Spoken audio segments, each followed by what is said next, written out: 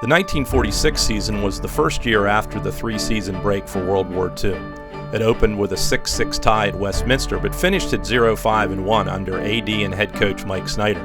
The 1947 season was the precursor of the glory years, as Bill "Bull" Smaltz took over as head coach, and the squad picked up maybe the most important victory in Juniata history to that point, a 20-6 win over Lebanon Valley in the season finale to end with a 3-4 record. The 1948 season was a winning one, a 4-2-1 record, the first winning record since the break for World War II, and the most victories in a season since a 5-3 mark in 1937. In 1949, Juniata beat Susquehanna for the second year in a row, the first time that happened since the 1930-31 season, and the 1949 season closed with a 5-2 record. 1950 was an even 4-4 record season, and that meant 3 non-losing years in a row for the first time since 1935-37. 1951 season was undefeated on the road at 2-0-1, and the campaign ended at 3-3-1 overall.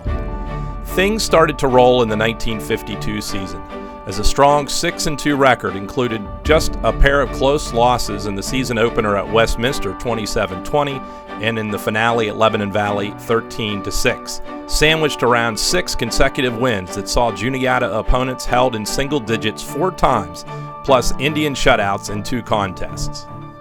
The 1953 season saw Juniata complete the school's first unbeaten, untied football schedule with a 21-0 shutout of Ursinus. Malin McElroy wrote before the game in the Huntington Daily News that with not another game being played for miles around in that afternoon, fans shouldn't miss it. Quote, "It should be a corker." Well, Juniata got the win for its 7th straight victory before a record 3,000 fans. Mac's game story boasted, quote, "There was no denying the Indians with a heart as big as the gridiron itself."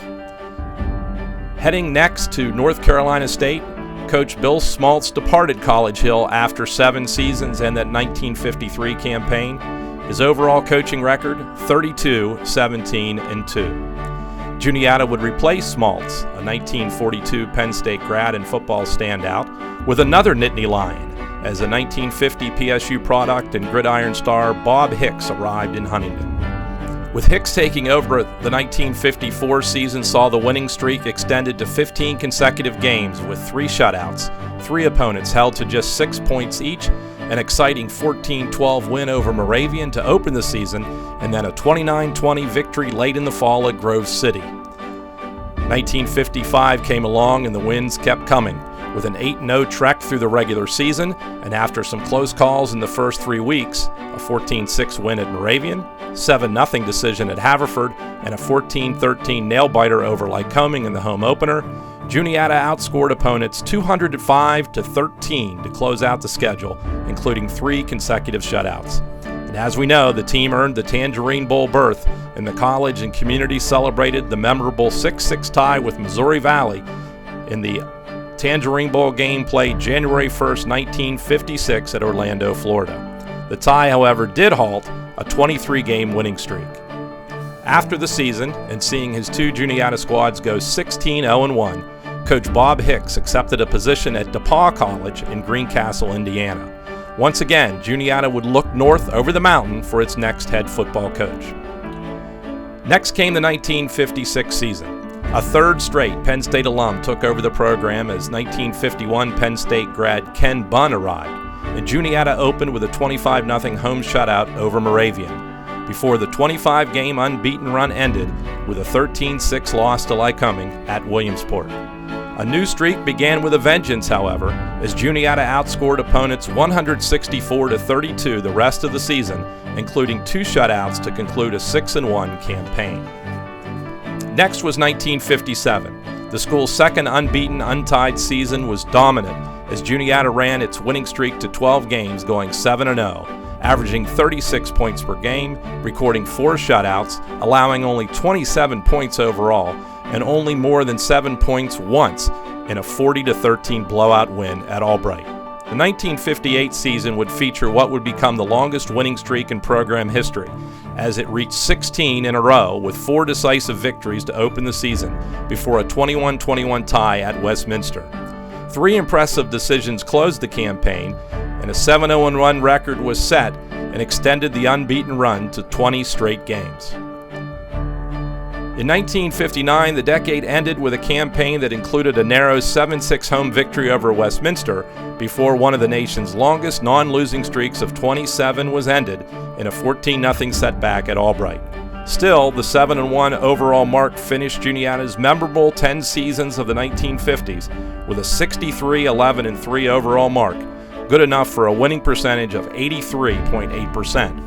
When compared to the big schools of that era, only the dominant Oklahoma squads of Bud Wilkinson boasted a higher winning percentage at 89.5%. Central Pennsylvania neighbor Penn State was ninth in the big school grouping with one fewer win than Juniata and a 68.1 winning percentage in the 50s. The decade of the 1960s began with a 5-1 start in the 1960 season that included 4 victories in a row, heading into the home finale against Albright. A school-best streak of 36 consecutive home wins came to an end with a tough 27-14 setback to the Lions. Still, the Juniata 5-2 record made it 9 straight winning seasons and 13 consecutive non-losing campaigns from 1948 to 1960. 1961 followed. After a 3-1 start, Juniata dropped 3 games in a row to close the season, including a tough 14-7 home setback to NAIA powerhouse Westminster to finish the slate. Just missing another 500 season by such a slim margin jump-started the program once again and set up a strong 1962 campaign. After splitting 2 games to open the 62 season and then dropping a tough 14-6 setback at Indiana of Pennsylvania, Juniata put together a 5-game winning streak that featured impressive road wins at Geneva and Hampton, avenging a shutout loss to the latter in 1961, and 3 home victories against strong rivals Wilkes, Albright, and then Westminster, 18-13 to close the campaign at 6-2. Following the season, Coach Bunn headed east to take over as head coach at Lafayette College. His 7 College Hill teams went 41-10-1 for the most victories for a Juniata coach at that time, in a mark that has only been surpassed by current Montana State coach Rob Ashe, whose 9 Juniata squads had 51 victories from 1980 to 88, and Juniata Stag Bowl team mentor Walt Nadzak's 45 victories over 8 seasons from 1969 to 76. The Juniata football glory years were something to be thankful for and to remember fondly. The numbers are certainly impressive, as teams led by coaches Smaltz, Hicks, and Bunn from 1947 to 62 combined for an 89-27-4 record with a 75.8 winning percentage. The glory years of 1948 to 62 totaled 86-23-4 overall, an impressive 77.9% win clip. There were all-conference, all-state, all-America performers, outstanding role players, dedicated coaches, managers, cheerleaders, fans, media, community supporters, and engaged administrators, faculty, and staff. They were glorious years.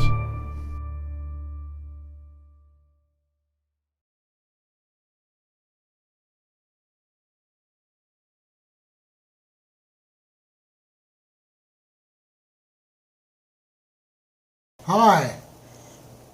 Sorry I can't be there with you. You know, I wish all my luck that I could be, but it's just too far away. Here I am in California visiting with my daughter. Hope everything's going well with everyone and everybody's happy and everything's fine with us. June's in good shape. I'm feeling pretty good and everybody have a good time. I remember a lot of good memories with all you. Be happy. Thank you.